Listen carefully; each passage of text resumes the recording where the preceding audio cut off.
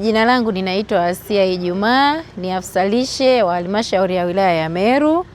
Leo tarehe 21 tumekutana timu ya uendeshaji huduma za afya wilaya, yani CHMT, kwa ajili ya kufanya usimamizi shirikishi wa zoezi letu la mwezi wa afya na lishe ya mtoto ambalo lilianza tarehe 1 na litamalizika tarehe 30 mwezi wa 6.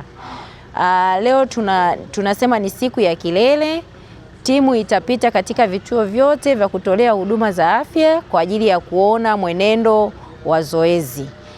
Na kikubwa kitakachofanyika kama nilivyokwisha kusema ni kuona mwenendo wa zoezi na kuendelea kuona kwamba je, watoto wetu wote wale ambao ni walengwa wanapata huduma hii ya msingi. Mafanikio ambayo tumeyapata mpaka kufikia siku hii ya leo ya kilele cha zoezi letu hili la mwezi wa afya na lishe ya mtoto.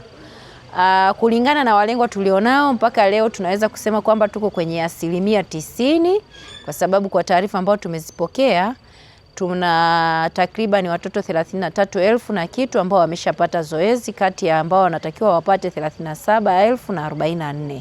Kwa hiyo kwetu sisi hao ni mafanikio makubwa ambao tumeyapata mpaka kufikia leo tarehe 21 siku ya kilele cha zoezi letu. Wito wangu kwa wazazi ambao bado hawajawapeleka watoto kwenye vituo vya kutolea huduma kwa ajili ya kupata huduma hii ni kuwapeleka waweze kupata huduma hii muhimu, na ninashauri waweze kutumia siku ya leo ambao tuko majumbani, watoto wetu hao waweze kupata huduma hii muhimu.